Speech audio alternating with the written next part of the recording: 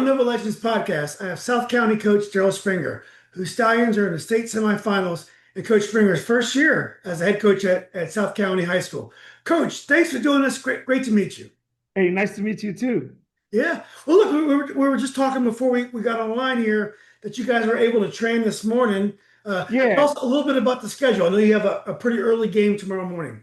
yeah. So, we kind of with school being out, we had availability to go on the field early, but I also wanted to get the girls, used to this weather because it's going to be 90 degrees tomorrow. Oh, yeah. We're playing at 11 a.m. So I wanted them to get a little taste of kind of how that would feel and how their bodies would respond in that kind of environment because always it's always good to understand the environment that you're about to participate in and compete in.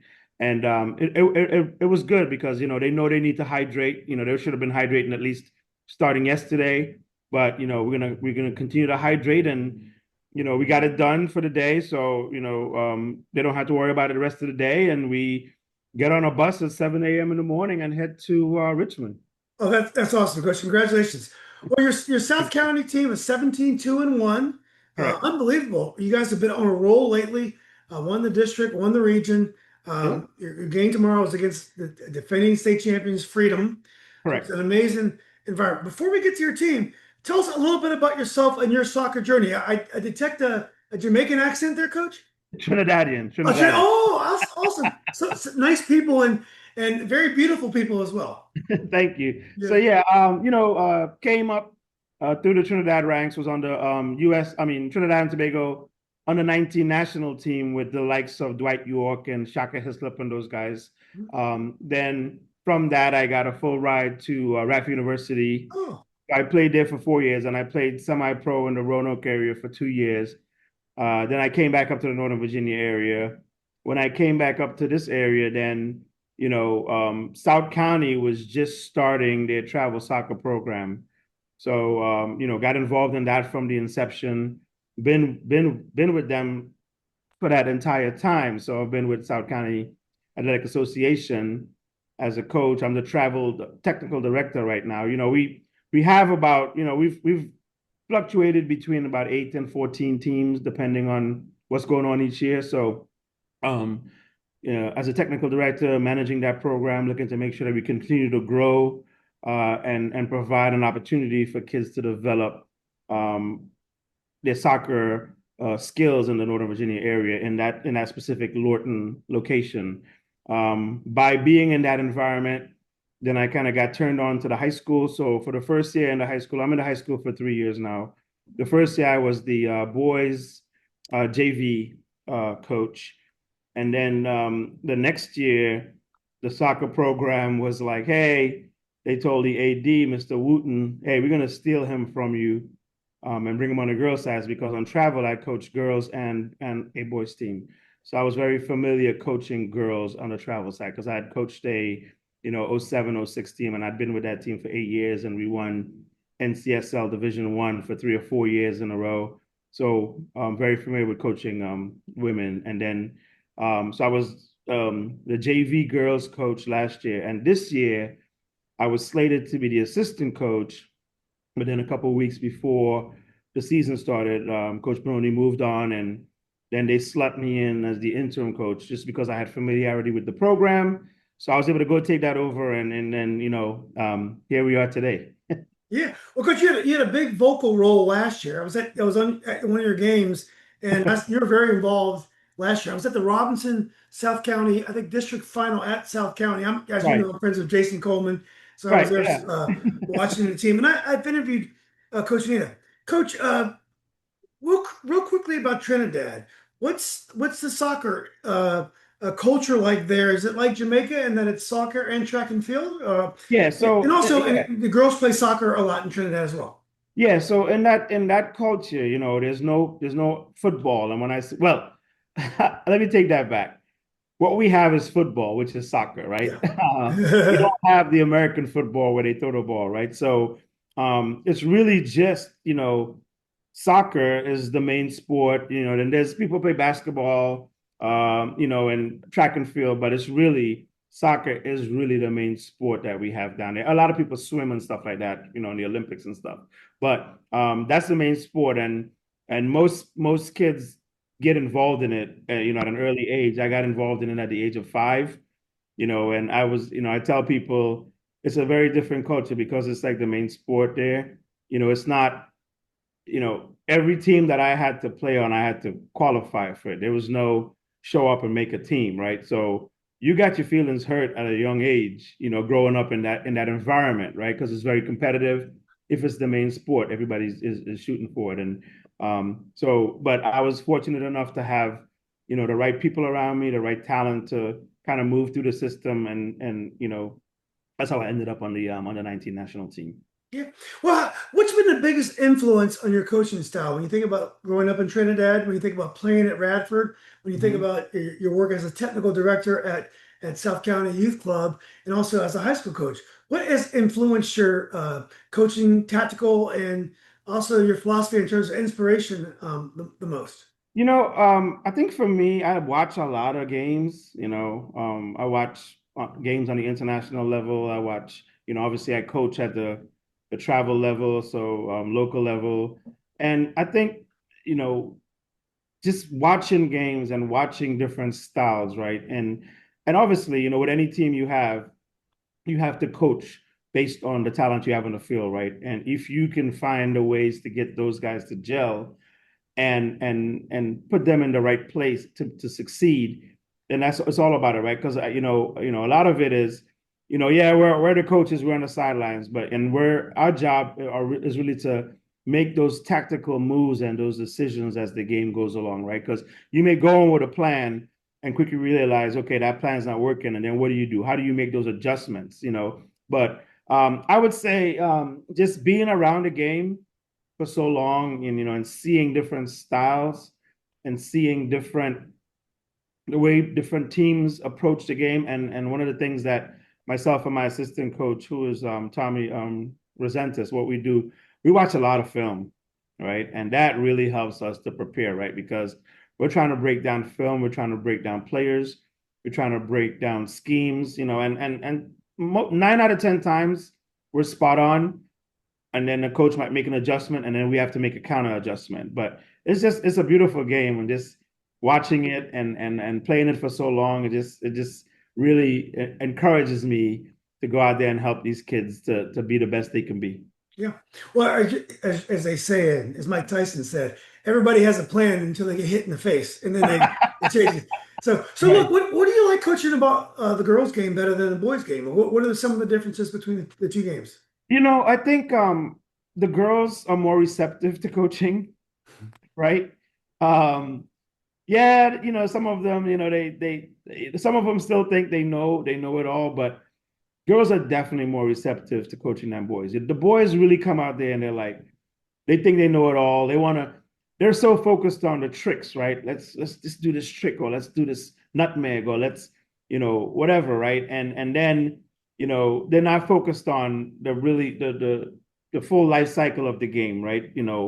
It's not about one person or two people. It's about 11 people on the field working together as a cohesive unit, right? So I think the girls get that, and they're more susceptible to coaching. They'll take instructions. Sometimes it goes in one ear and out the other, right? We've seen that this season, right? Where they just don't want to be bothered. But I think the girls are definitely more receptive. Hmm. What about the high school game? What do you like about coaching the high school game? Oh, the high school game, and again, I've told people comparing travel to high school, right? I think high school is such at a high competitive level, right? Because you have kids coming from different travel programs that go to your school, right? And now you have to pick the best of the best, right? To represent the school. And it's just it, and we go into every game, we're in the Patriot district here, and I feel, and I'm sure coaches in our district would say that we have the most competitive district, you know, around the area, right? Yeah. Yeah, other schools have good teams and good players, but our district is super competitive. And just being in that environment, and just the intensity and how hard the kids play, and this is about doing something not only for themselves but doing something for their school and doing something for their legacy, right? So Travel, yeah, travel every year. You come, you play, you win your division is great. High school, I think it means a lot more to the kids because they can say, "Hey, I represented high school. I won regions, I won districts, I won states." Right? Yeah. That really, I think, is the driver for some of these kids, and what makes me go because I see the effort, I see they put it all out on the field, and it's just exciting. Yeah, it's results matter in high Yeah. school. The club Right, development, you're trying to make some right, money. Look, let's face it, the result. And then for the Patriot district, even a team like Fairfax, who didn't win a lot of games, they have a player on the national team pool, right, Wyland. So I mean, right, there Lake Braddock, who was undefeated. They lost like three of the last four games. That district right. was incredibly tough this year. So Yeah. and boys too, boys unbelievably tough Absolutely, on both sides. absolutely. It's just well, Coach. How'd you feel about stepping up into the role as a head coach? Coach Nina's had a lot of success. She won a state championship. Her father won state championships as a football coach. How'd you Right. feel about stepping in? And sometimes when you step in as an interim role, hopefully you've proven you deserve more than that. But is it tough to try to change things and be your own man as you coach the team? Well, luckily for me, because I'd been around the team last year, it was easy, right? Because I already knew the girls. And again, I remember the West Springfield head coach telling me when we played them and we came into the huddle to do a handshake, she said, "Oh my God, you know my players better than I know them." And my answer to her was, "Hey, I've been around the block a while. I've coached a lot of these kids in travel. I've played against a lot of them in travel. So you see them all the time, right? So you see them, you know some of the things they do, right? So for me, stepping into that head coaching position was a lot easier than maybe somebody that just came fresh off the street to do it because I already had a rapport with the kids. I knew what they can do. I had to make some adjustments based on the talent that we have, and then it was just a matter of then grooming them and kind of getting them into that style of play that we wanted to put out there on the field. Yeah, absolutely. Well, Coach, the season couldn't have gone too much better. 17 wins, Right, two losses and a draw. Unbelievable. One of the losses was early to Hayfield. right, Over the last, 15, 16 games, probably one of the best teams in the state, which is why you're in the semifinals. right. What was your goal during the season? Were you just trying to develop the team to peak in the postseason? Were you trying to teach them how to win so you get the results? It couldn't have gone too much better in terms of your record. But what was your goal and to get to where you are now? So, to be honest, when I came in, I didn't have a whole lot of expectations just for myself, right? But I knew that I had a good bunch of girls, right? That if we put the right system in place, that they could be successful, right? And every game was a stepping stone, right? We started off the season with a back-to-back versus Yorktown and Oakton. I mean, for a team that, we have what, maybe five returning starters on this team, right? So we stepped into a team with five returning starters and then a bunch of juniors that kind of came up to varsity, and a couple of sophomores and a freshman where, we didn't know how this team was going to gel. And, we only just have a couple of preseason games. So off the bat, it was Yorktown and Oakton back to back. And it was like referees were asking me, wow, why would they do that to you? Right. And, and we won those games, right? And it was like, okay. So, and again, young of the season, teams get stronger and better as the season goes on. But winning those two games early on, it gave us a sense of, okay, we have something. Now, we came out of those games with injuries because it was back to back games. And then I think the turning point for the season and for me was, I think the girls went into that Hayfield game because I think that was the third game in the season, super overconfident, right?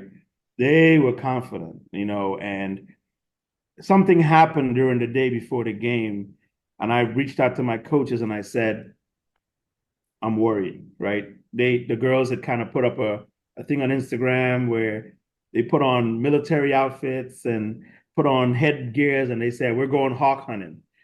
And I said, oh boy, you guys just lit a fire under Hayfield, right? So that game, we came in and boom, they scored like in the first 2 minutes. And I was like, uh-oh. So, I mean, we dominated the game. We probably had 15, 16 shots to their 3 or 4 shots, but we just could not put the ball in the back of the net. And I think that humbled the girls, and I think it got them even more focused on the mission and what we wanted to do, right? So then every game after that, they kind of stood their ground. They really were locked in, and then the next loss that we had was against Robinson, right? And that was a battle for 80 minutes, and I think we lost in the last 5 minutes. So that was a battle, and then we tied Lake Braddock. I think we were the first team that took points off of Lake Braddock this season, and after that, I think they went on a serious slide, right? For whatever reason, but you know I think every game was a learning experience, but for me, it was like, you know, I saw the potential early. I just didn't know that the girls believe that they can do it, right?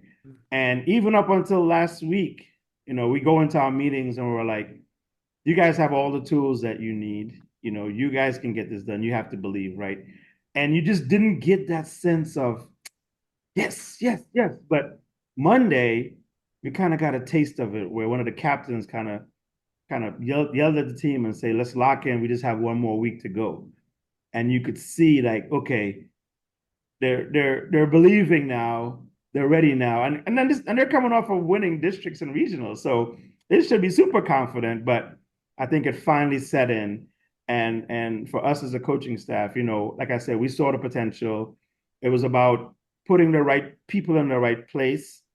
But we told folks, and we told the team this every single match day. Look, you guys are going up against teams where we have to worry about 3 or 4 players because some of these teams have 3 or 4 dynamic players, right? And you have to watch out for them.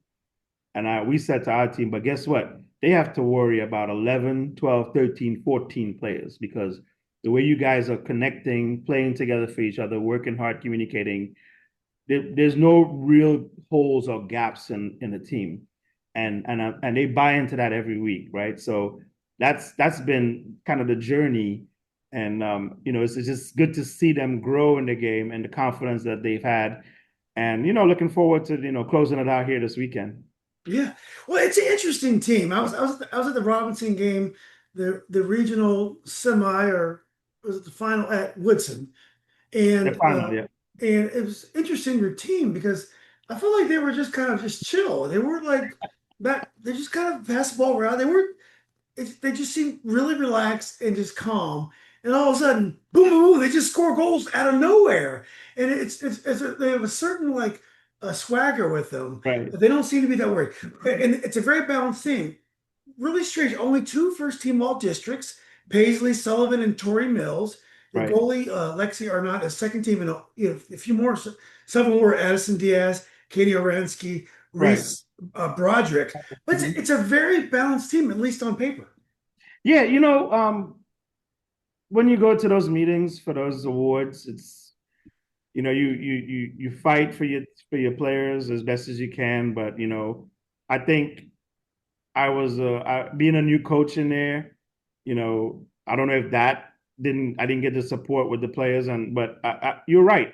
I believe that all of those kids should have been highly, highly recognized. I know, yeah, we got 2 first team, about 4 second team, and then a bunch of honorable mentions. And to be honest with you, we had the regional meeting last night, and Tori and Paisley also got first team all region. Oh, congratulations. So yeah, so they were able to, we were able to get them the recognition they needed in that meeting as well. So Yeah.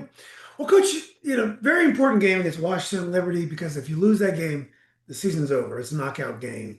right, Washington Liberty is coached by a friend of mine. right. His son played with my son in high school, Mike Woods. Tell us about that game. I know you guys won two. I think 1-0 One or two. zero. Yeah, What, 1-0. Mhm. So they're a very good defensive team, very well coached team. And they have a goalie, I believe, is a Division One goalie. But tell right. us about that So game. we went into that game and I say you got to watch out for all the Arlington teams, right? Arlington has a huge pool where they can select kids from, and they only have what, maybe two high schools in Arlington, or so. Sure. So right, so when these teams get assembled from these high schools, they're coming with a lot of top players in the different, ECNLs or the GAs or the, all the different alphabet soup, right? Uh, so yeah, we watched film, and actually we watched them play against Yorktown, and we saw some similarities in what they did and what Yorktown did, and we were like, okay, they're about knocking it in the back and playing it over the top for speedsters to run onto it, right? So we kind of diagrammed all of that for the team and really honed our defense and on what some of the guys up top were doing, making those inside runs, coming around and getting first time balls in. So um, we really prepared for that. Saw a lot of it happen during the game. Had to get our support defenders locked in. So girl gets by our defender, you got to come over early to support so we can eliminate those crosses. And one of the things that we did, and teams that like to knock the ball in the back before they spring their players, they want you to chase them, right? So I told my girls, don't chase them. I said, guess what? They can't hurt you in the final third. So just move. Let's move as a compact unit, left to right, as they swing the ball. But they can't hurt you back there. So they can do that all day if they want. So we held our ground. And I think that they didn't expect a team to be like that because they expect somebody coming chasing to win that ball, and we just kind of held our own, and then we won the ball, and like you said, we went forward. I watched one of your interviews, and I told the girls today, I said, today was the first. I said, this is the first time I heard somebody called you guys a sleepy team because that's what you called us. You said, yeah, Salcani's a sleepy team, and then all of a sudden, boom, there's a goal from way outside, right? They And then are. I mean, it's almost like you guys are just chilling. And we're here playing soccer, we're doing our thing. The next thing you know, and even when they celebrate, they're like, well, they don't even over celebrate. It was like, well, right, we right. knew we had that goal coming. Yeah, it's amazing, And again, what we try to tell them, just stay in the system, right? Just Yeah, keep moving the ball, keep it simple. yeah, Those opportunities would come. We have speed, we have strength. Just just go have fun with it. But you're right. There's been some games where I'm like, okay, we're too chill, we're too casual. And then, like you say, boom, through ball, boom, goal. And you're like, okay, and yeah, you're like, all yeah. right. But yeah, and again, it's just the confidence that the group has, right? They're just confident. I told somebody as well this week, I said, this team is probably not the most talented South County team. I told them, I said, I told the players that too. I said, I think the team last year was more talented than you guys. They had some real eye catchers last year. Right, right. Real eye catchers. What's that? Yeah, But I also said the difference is you guys all play for each other. yeah, While that team was talented, there were pockets of individuality on the team, yeah. right? But you guys are playing for each other all of the time. Nobody's bigger or better in the game, in the flow of the game. And I think that's what makes you guys Yeah. successful. Coach, I don't see your daughter out there this year. She's not playing this year? No, so and she was playing for FAU, Fairfax Union, and in October she tore her ACL. So Uh, she had to have full repair. So she's on the sideline. She's a manager. She just started back practicing, but she can't have full contact until August. So she was an eye catcher. You had a few. Your goalie was definitely an eye catcher. But right, but I have to say, your goalie this year, undersized. She's not the tallest goalkeeper in the world. She's right. very confident there between the stakes. Yeah, Katie is actually leaving in December because Oh, she's Katie only Uransky's your goalie. I think I got yes. that wrong. Okay, yeah. Yeah, so she's leaving, and I think you said Lexi earlier. Lexi is a forward. So Lexi is going to Northeastern Okay. as a midfielder. Lexi is the one who scored the third goal in the game in the final. But Katie Haransky, she's going to Arkansas State, and she's actually going in December. So she'll play spring ball and then be ready for their fall season. So she's going early, and good kid. Um, she had a bunch of big saves last night. Where like sometimes those girls would get around our defenders and whip it across. And if it had not been for her to see that come out and get a touch and push it out, the Washington Liberty could have been on some of those. So she understands the game. She communicates back there and she organizes the girls. I tell for districts, which is the first set of voting, I put up my entire defense for the all defensive team, right? And my explanation was at that point in time, we'd only given up 4 goals in the district, right? And that starting back line had never changed. So they have played together the entire season, right? And they gave up 4 goals with Katie. And I'm like, look, and then somebody said, well, then they were talking about other goalkeepers getting the top notch. They're like, well, she gave up 4 goals, but these girls had a bunch of saves. I was like, yeah, because our defense is good, right? Our defense stopped all these shots from coming in, right? But no, Katie, good player. Yeah, she's short, so sometimes we got to look out for some of those sneaky balls that come in. But we've coached her up, and she kind of understands some of her positioning. So that's helped Yeah. tremendous. Well, Coach, what do you know? What do you know about Freedom, and what are some of the keys? Now, Freedom, undefeated state champion last year. They lost top player in the DC area from last year, the Washington Post Player of the Year. Mm-hmm. But they slowly grew throughout the season. They got a very tough draw in the regional. They had to play Colgan first game. They beat Right, Colgan. right. This is a very salty team. Uh, what do you think about the challenge? What are some of the keys to success for South County? I think watching some film today. They're similar to. I felt like they play similar to those Arlington teams, right, where they kind of possess it in the back and then look to spring some girls up top, right, with speed. So I think for us, it's just being composed, being aware, working defensively as a group, a lot of communication, and us just keeping that possession of the ball, switching the field of play. I think those are the things that are going to be successful to us to break down their lines, right? Um, but we cannot go in there overconfident. I've told the girls at this point in the competition, everybody's good, Yeah. right? That's why you're Everybody's here. right. Everybody's here because they're good. So we've got to go in and we've got to play our game. We can't go in and play somebody else's game. We just got to settle the game down and we have to take advantage of the opportunities that we get because we get a lot of opportunities. Yeah. We may not be a team that you've seen that has a whole bucket of goals because we just haven't put away a lot of the opportunities. But so I think playing as a unit, staying compressed, not chasing those guys in the back, and then identifying those runners and putting some pressure on them, winning the ball. Um, that should help us get to the next round. Yeah. Well, Coach, great meeting you. I can't wait to meet you in person. I'll be down there this weekend.